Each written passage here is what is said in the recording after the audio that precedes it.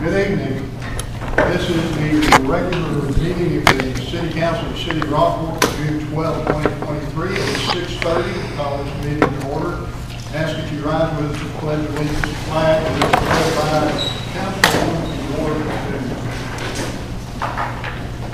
I pledge allegiance to the flag of the United States of America and to the republic for which it stands, one nation, under God, indivisible, with liberty and justice for all.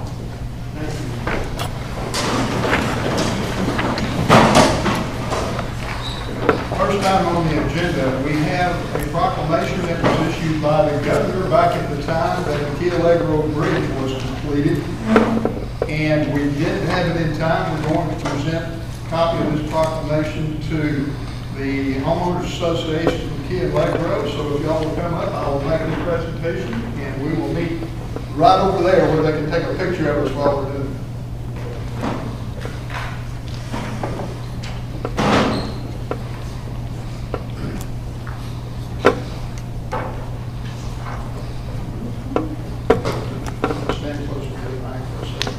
Before I pass this over to them, I'll stand close enough to the mic you can hear me. We're going to read this. The state of Texas Governor, to all whom these presents shall come, greetings. Know you that this certificate is presented to the City of Rockport on the occasion of the ribbon cutting ceremony celebrating the opening of the Allegro Bridge, Rockport, Texas, May 10th, 2023. There you are. We thank y'all so much. It's nice that we can get across that bridge without one red light getting in the way and slowing us down to get there. Mr. and Lynn Powers, Mr. Bisick. That's okay. I'll say reps. Exactly. I've been telling you to condense it. Thank you so much. It's hard to break. I'm trying. There's a lot of hard work. Those folks over there, so all the folks from TxDOT helped out with that. So thank y'all very much. Thank you.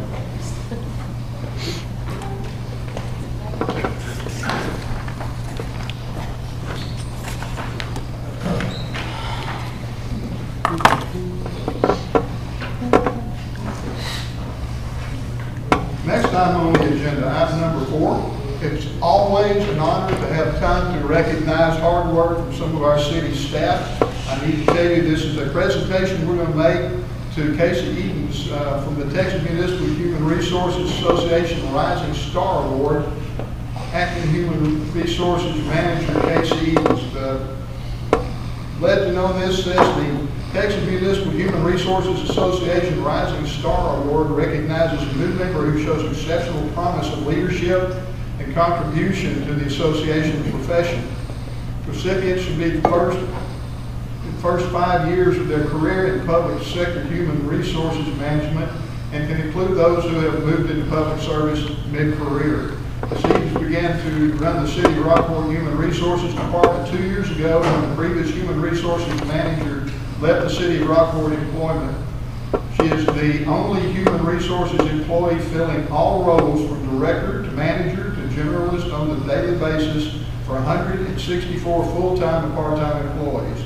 During that time, Ms. Eddins has not only kept the department running, but has improved policies and processes, successfully run city benefits, open enrollment single-handedly, received her Society for Human Resource Management Certified Professional Certification, and even research, implemented, and launched a new HRIS system, moving the Human Resources Department of the city to the 21st century human resources arena.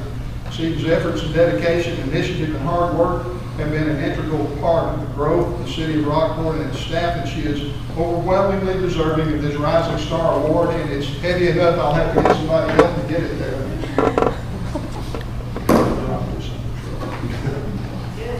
All right.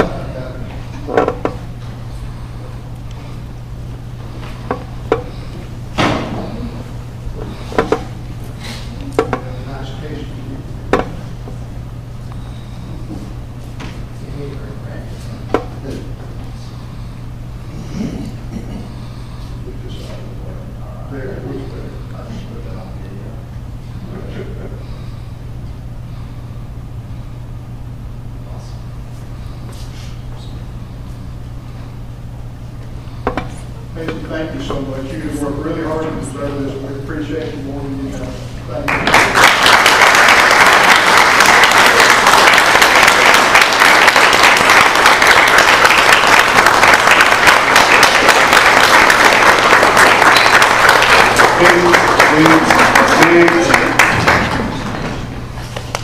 I just want to thank everybody. It's nice to be recognized for hard work, and I really appreciate it. You get nominated, but you don't know that you'll actually win. So I was actually very surprised to get the award, and it means a lot to me. And I thank you for everybody who supports me and is there for me every day. Well deserved.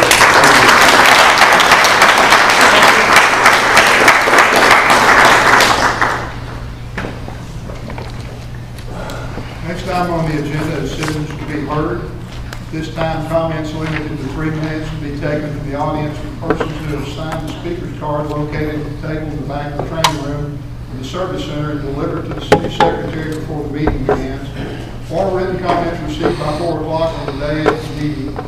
Any agenda item or any subject matter will be read at the meeting. Persons wishing to address the council who have registered using the citizen participation form will have up to 3 minutes to speak. In accordance with the Open Meetings Act, council may not discuss or take any action on any item that's not been placed on the agenda. While civil public criticism is not prohibited, disorderly conduct or disturbance of the peace as prohibited by law shall be cause for the chair to terminate the offender's time to speak. I have one card, and it's from Mr. Ken Barron. Mr. Barron, if you come to the microphone and give us your name and address. You got 3 whole minutes.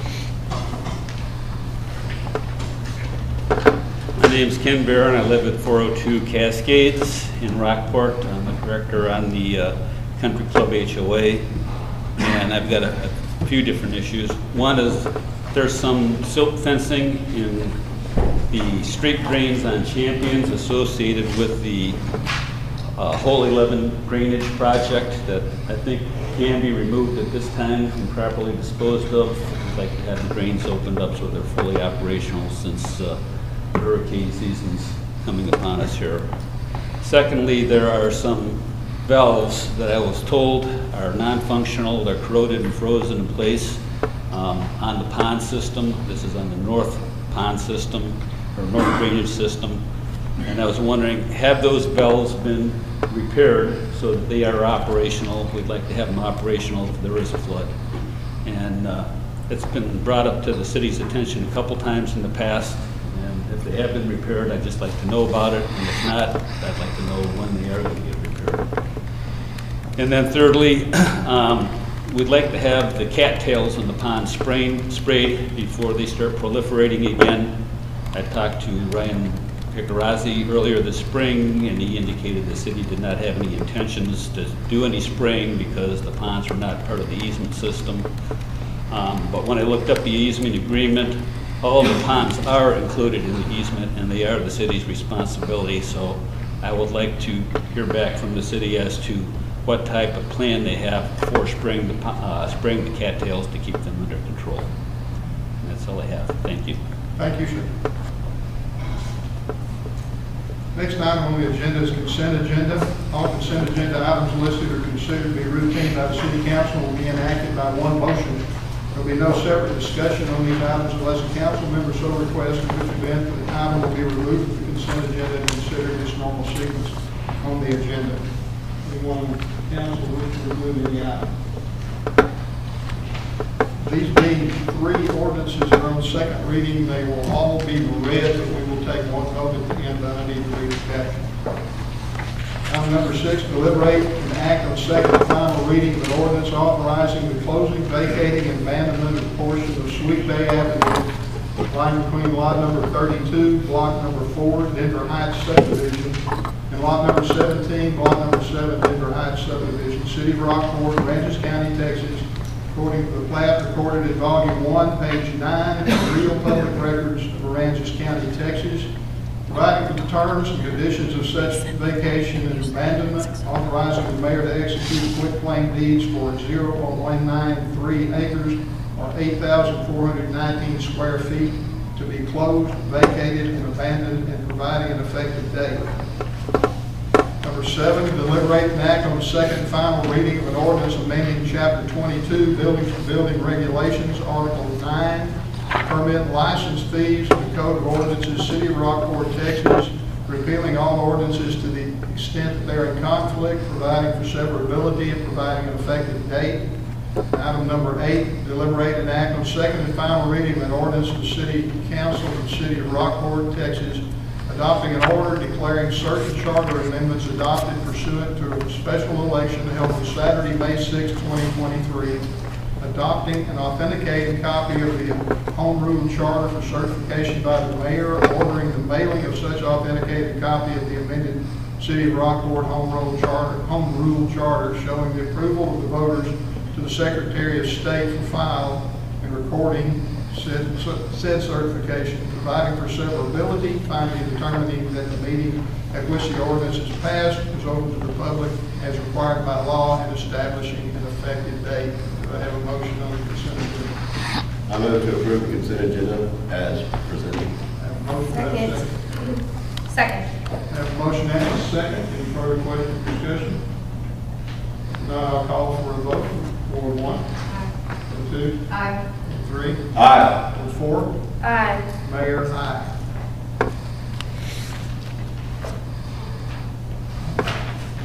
Next item on the agenda, here, presentation by Texas Department of Transportation on State Highway 35 Overpass project at Corpus Christi Street. Yes, sir. Good evening, Mayor and City Council. My name is Robert Isassi. I am the area engineer here with the Texas Department of Transportation, the Sinton area engineer. I'm responsible for San Patricio, Refugio, and of course Aransas County. And my office is located in Sinton, Texas here. As the area engineer, I oversee planning, design, construction, and maintenance of the state transportation infrastructure in this area. Our team here and I manage projects to ensure compliance with engineering standards and address community transportation needs. So I'm here today to talk about the project that's starting up on State Highway 35 at Corpus Christi Streets. To help along with my presentation, I've got a few sheets that are on 11 by 17 sheets here. You'll see a big title sheet here, as well as some striping sheets on there, and as well as a map of the location that I'll be talking about. So what I wanted to do today was update you on the project. The project is constructing an overpass at Corpus Christi Street, which is located 0.8 of a mile south of FM 1069, otherwise known as Market Street. The project selected contractor, Anderson Columbia, bid this project here at $22 million and is scheduled to take 16 months to complete. The project extends over the existing, the project extends to two 12-foot lanes. As you know, we have two 12-foot lanes in each direction, and what will happen is, rather than going around Corpus Christi, it'll continue straight and build an overpass over Corpus Christi Street on this project.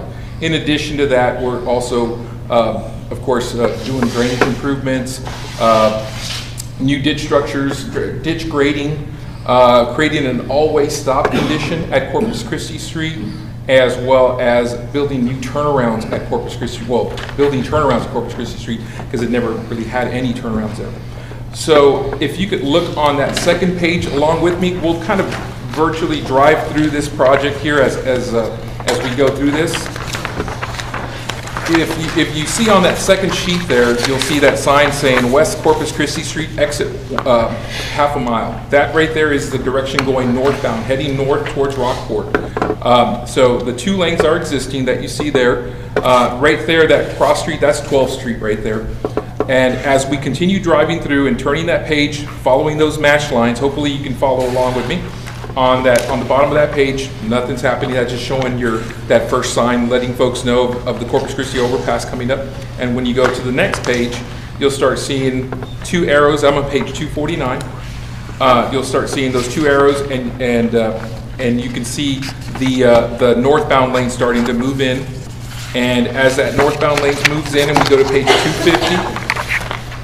You'll start to see where the exit ramp is present for Corpus Christi Street, and the through lanes that were never there will now be will be on there. Two 12-foot lanes with a 4-foot inside shoulder and a 12-foot outside shoulder. So pretty big shoulder there. And as we go along here, you'll see the exit sign here, and then we go to page 250. You'll start seeing a lot more signage on the frontage road. We're re-signing all of the frontage road, letting folks know Market Street will be up ahead if you're on the main lanes. One thing to note, we had a public meeting back in 2021, May of 2021, and one of the things that we decided on in the interest of safety was closing the crossover at Griffith Drive here. So if you see, you'll see Griffith on one side here, on the northbound side. Of course, you see the other side, Griffith on the other side, and that's because we had to construct the main lanes that are going through. So as we continue on this virtual drive here, new signs letting folks know that there's a stop ahead condition here in the northbound direction, and of course we'll have lane designation signs, a stop condition letting folks know if they're going the wrong way or the right way, and then you'll have a stop condition at Corpus Christi Street on the northbound side, and of course the northbound main lanes will continue through. You'll see a couple of little cross drainage spots there. That's just showing the drainage inlets that are there. There's a huge trunk line for drainage on this project, and those little crosses there on Station 390. Those are all just drainage spots there. So let's continue on the northbound direction. You'll start to see the exit for Market Street exit there on the main lanes, and the frontage road will continue on as they did before. And then it'll tie into the existing Market Street overpass, which is the FM 1069 overpass. And as we go on the next sheet after, you'll start seeing the tie-in and the rebuilt new exit lane that we're rebuilding there at Market Street. And you'll have what you had in the past on the frontage roads and the separated Market Street overpass. And so as we get to sheet 255, we'll do a quick virtual drive going southbound from Rockport heading south towards Aransas Pass. There you can see on sheet 255 the Mallard Drive exit for the frontage roads, those folks in the frontage roads. Everything kind of being the way it was in the past with the frontage road, folks getting off of 1069 as they're going southbound, they'll be on that frontage road, and of course the main lanes are still there, and there will be now an exit lane for Corpus Christi Street, as well as the main lanes will continue through. And so as we continue on the next sheet, I don't want to delve too much into all the new signage, but as we continue on southbound, you'll see the two 12-foot lanes, 12-foot shoulder, and the main lanes going over. Our existing Corpus Christi Street will be there, and now you'll have your overpass over Corpus Christi Street. You can see really quickly as you look at the intersection, you can see the turnarounds, and you'll see a left turn lane only, or a through lane, and a huge shoulder just in case there's future growth on Griffith side or the other side, on Corpus Christi side. So we've got a lot of room there for this overpass, and we'll be going on to the next sheet on 251 and continuing on, and you'll see right turn lane for Griffith Drive on the frontage road. So if you follow that frontage road, you'll see a right only, so folks going into Griffith have a protected right turn lane to go in, and then the frontage road will be the one lane through on southbound. You'll still have your two lanes on the main lanes going southbound, and then that one lane will merge in with those two lanes, and we will continue on the way we were before, south of St. Francis Circle there. So, everyone following along? Good. So that is the scope of the project as I walk you through it. And so our contractor, Anderson Columbia, has started work out there right now, and you can see that they've started clearing the right-of-way out there, installing some temporary pipe for drainage while they do the construction that they're doing right now. And one of the things that we're going to be doing soon is needing to close the crossovers. Well, of course, the crossover at Griffith it will be a permanent closure while we do this construction. And Corpus Christi, we are planning to do a temporary closure of the Corpus Christi crossover just in between the main lanes on there. And that's in the interest of safety while we're constructing, because we're going to have a lot of bridge components going over Corpus Christi Street. We also need to build the turnarounds at Corpus Christi Street, and the contractor is planning to do this here in the next month or so. And so I wanted to inform the city of that upcoming closure. What we're planning to do right now, what we're planning to do is install barricades at the closure to let folks know that it's closed. We're going to install changeable message signs on Corpus Christi Street, so those folks that are on Corpus Christi Street will know that it's closed. And the detour, if you look at this green sheet here, the detour, if you can visualize with me, on the folks on the west side, residents on the west side of 35 can use alternate routes such as Griffith Drive, which runs north-south. It's a little boulevard section that taps into West Market Street. So those folks that need to go into town, they'll just go north on Griffith Drive, go east on Market Street, go underneath that overpass, and they don't have to cross traffic on both sides. They'll have that stop condition, and they'll just be able to safely get across at the stop signs there. And the folks who live on the east side of 35, who need to go south on 35, can either, if they're in the more residential area closer to 1069, those folks can go on to 1069, go underneath, and go south. And now, if you're along Corpus Christi Street, there's Monkey Road, also San Antonio Street, that will take you south to 12th Street, and you can access your crossover south on 12th Street without losing mileage, other than backing towards Monkey if they live between 35 and Monkey. Or they could, those folks who live between 35 and Monkey can also go northbound on the frontage road and turn around at Market Street and go south onto 35. It's a minor inconvenience. It's 8/10 of a mile, the distance from Corpus Christi Street to Market. And we just wanted to let the folks know while we were starting construction, and not surprise anyone, that we're planning to do this here as soon as the end of the middle or to end of June on this. So I just wanted to let y'all know about that, and that I'm here to inform you and will continue to inform you as the project moves along. And so I ask your assistance in disseminating this information to your residents, because it's crucial to ensure that everyone is aware of the upcoming changes and the routines that to minimize inconvenience and to ensure a smooth transition during construction. So that is the scope of the project, and that is my presentation to you. I'm here to answer any questions you might have. One quick question. Yes, Thank you for the presentation. I really appreciate that. I would just ask that maybe once school starts back up, we have a lot of elementary around Griffith, that we may reevaluate that detour with the bus traffic and all the drop off right there. It does get crowded on Griffith already. Definitely. So, And that's kind of why I wanted this to happen in the summer, so that folks can kind of start Get ahead of it and not just spring it on them in the summertime, because it was going to come up regardless. Yes. So I'd rather kind of do it early, and my contractor's saying I can work a lot safer, I can work a lot faster if I'm protected with barriers and things, and I have my little work area bubble and no cross traffic coming through. And so it makes, I'm sure you know, it makes a lot of sense, and that's part of why we did it this summer, because of the school traffic, and we'll definitely look at that as when school season starts. We'll see how traffic is moving. If they have to go 12th Street and turn around, and that's a really major inconvenience, we'll see what we can do to open it up while we do the construction on it. and the sheriff's office and Rockport, ISD police, they provide the traffic control there at drop-off times.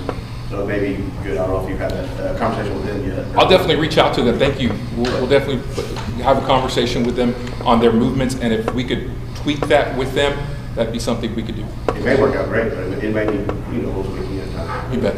We'll see. But Thank you. I didn't think about schools. Other questions? Yeah, well, one's for Lee and one's for you, Robert, but for Lee, communication with like Allegiance and the fire departments, is that your office will help articulate that? Yes, ma'am, and I already thought that about how much information we can not only put out on social media, possibly put red messages, as much information as we can put out, so that the public and our citizens are ready for that now. Yeah, 'cause normally there's folks that are gonna be coming down, I guess, southbound on 35, they've gotta go all the way to 12th Street to make that big turnaround and come back, if they're trying to come back up, unless they cut through the neighborhood, which no doubt they'll find a way, but it'd be nice to have a maybe agreed upon way. Sure, and then it kind of comes back to you, Robert, you know, if Mr. Daly could put together, you know, a real clean public statement for us about this. Okay. I think that would help us with ensuring that we're articulating the right You bet. message. You bet. It coming from you instead of us making something up. You bet. I've sent one out already. I could probably fine tune it a bit more, and I'll do that here tomorrow and send that over to Ricky, and Ricky can get that off to Vanessa and everyone. So We'll push it out. thank you. Well, I appreciate that y'all are shutting it down. I drive through every day, going through the Aransas Pass mess, and the fact that the traffic is still cutting through there is pretty gnarly as a commuter. Yeah, with that one, it was a lot more challenging to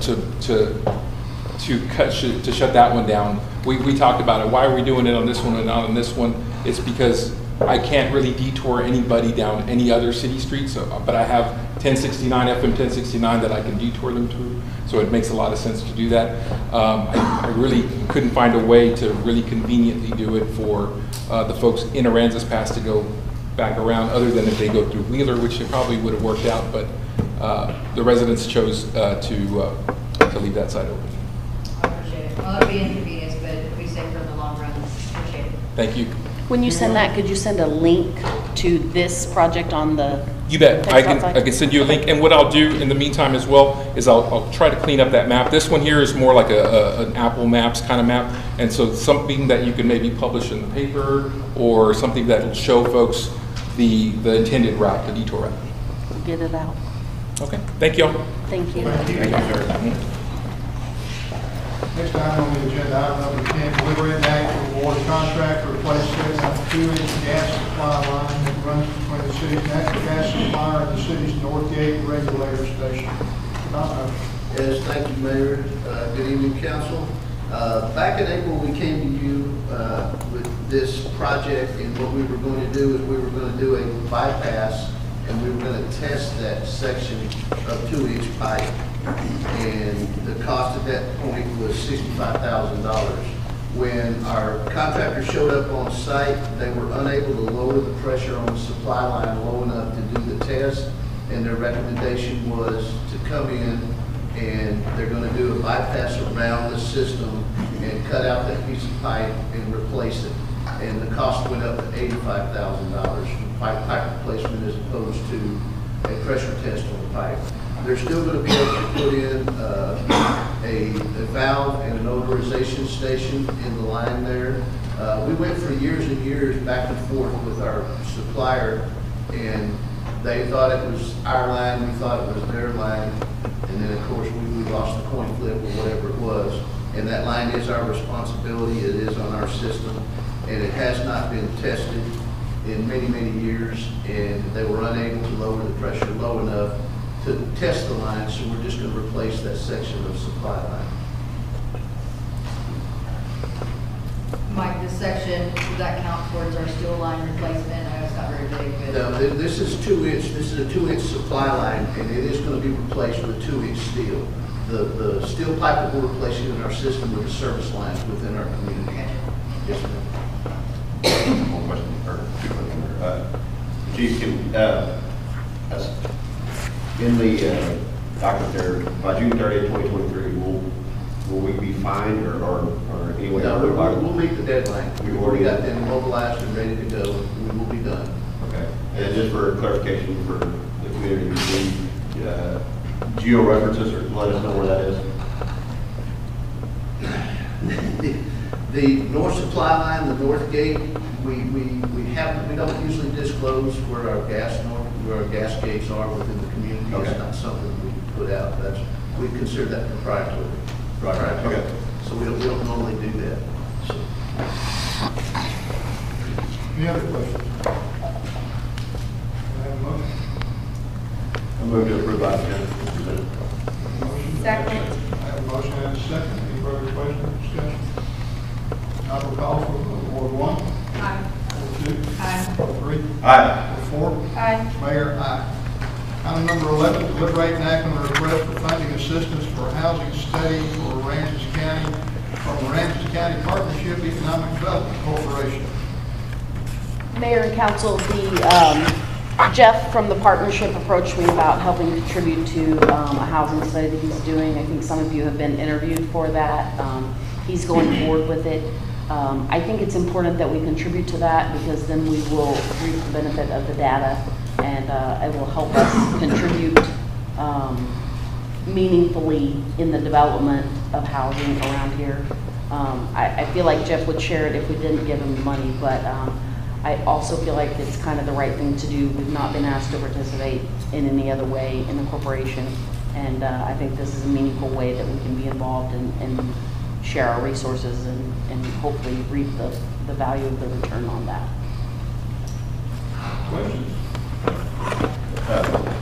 We budgeted 20 or 25,000 for the partnership We did, out of is that general fund or is yes, that? I believe so. Okay, it doesn't, I guess, it's not a line item, but, and they're not asking for any contributions this year, correct? Correct. So we're still under budget for what they're. Correct.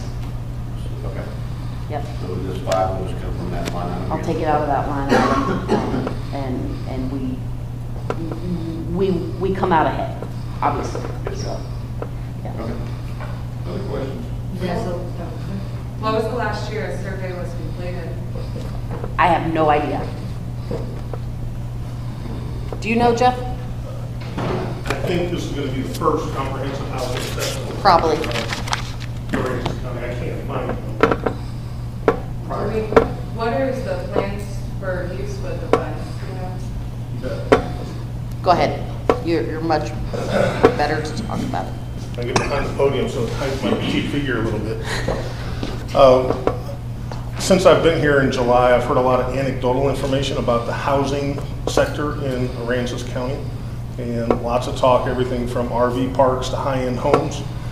So this study is one with a reputable group that not only do I have prior experience with, they just did a housing study for San Patricio County that they completed in 2020 to really take a look at what the different sectors are, how they're performing, and give us some quantifiable data so we can create a baseline threshold on where our housing market is today.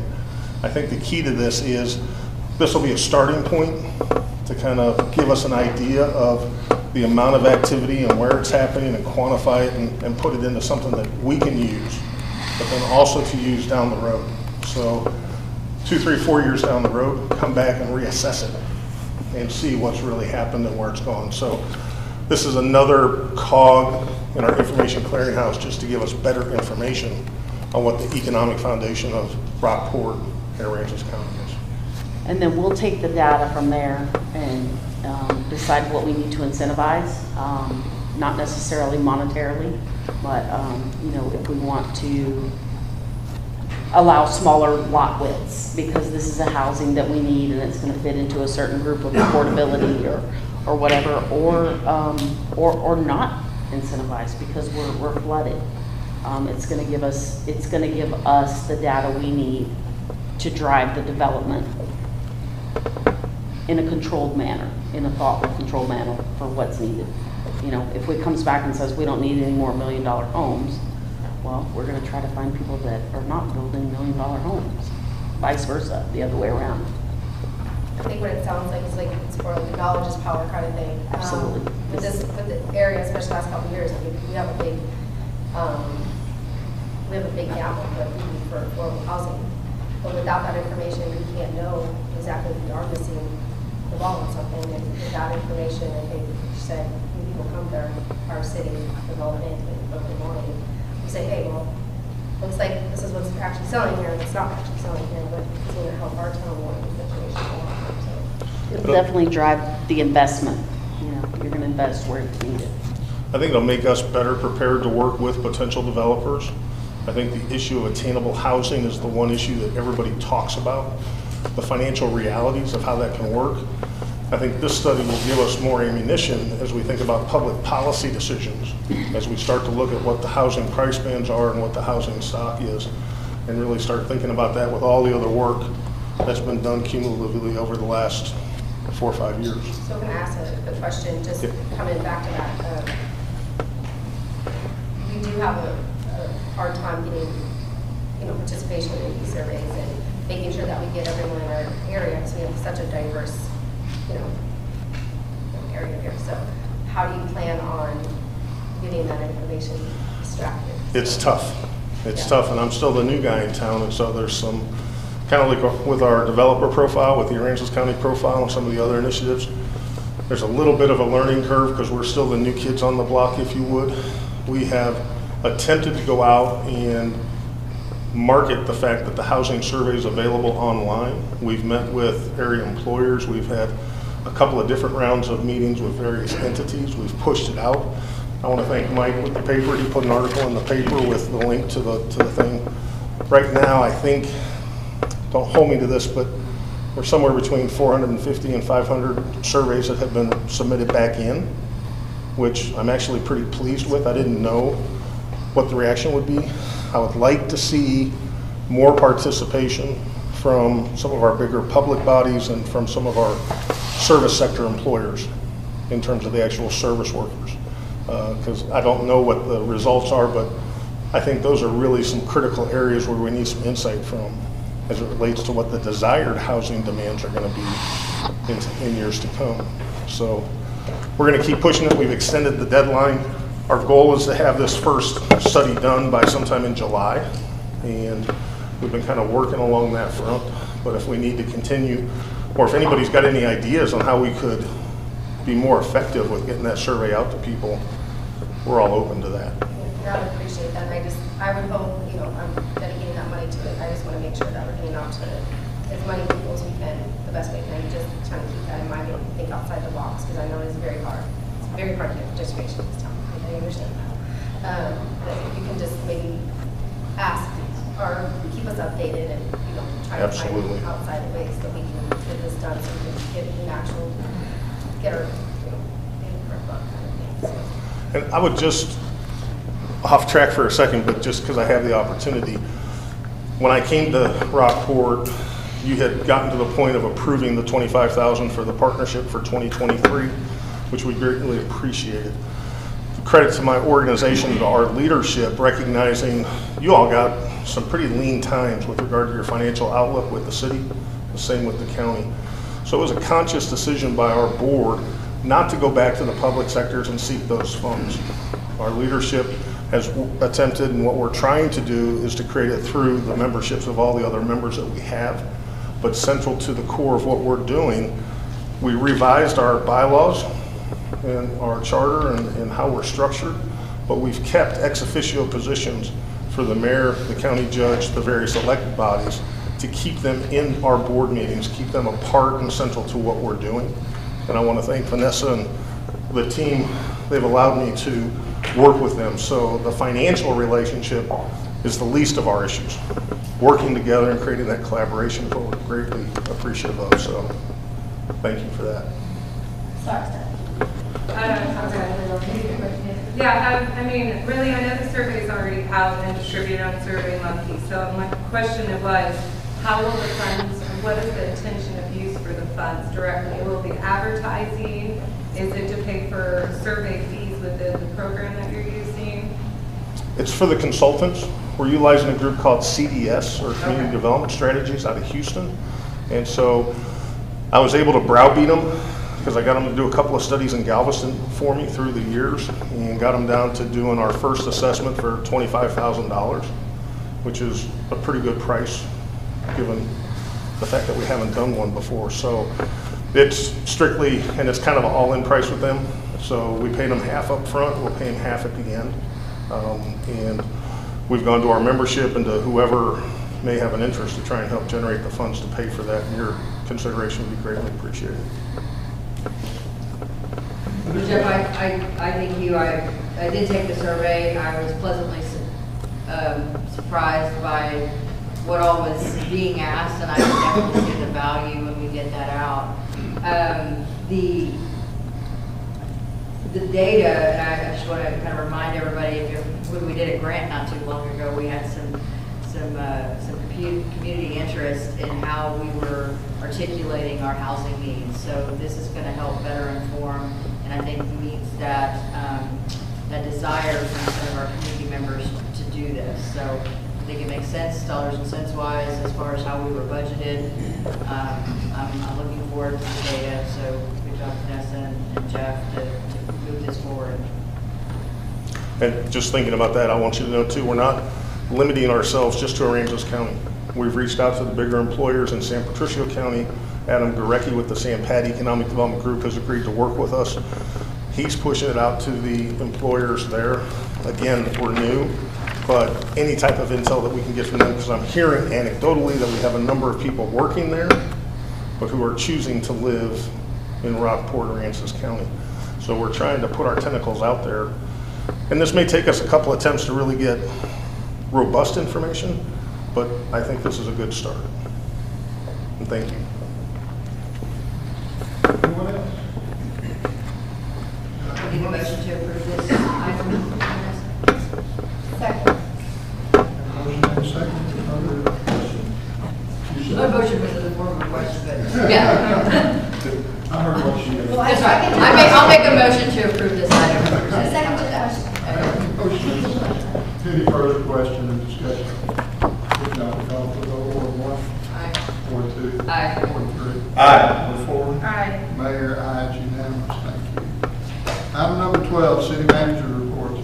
On projects, the main project we have right now is the budget. We've gone through our preliminary numbers, gritting my teeth, but you all have the calendar, so if you could keep those days relatively open that the workshops are scheduled on, we will be firming those up as our numbers firm up.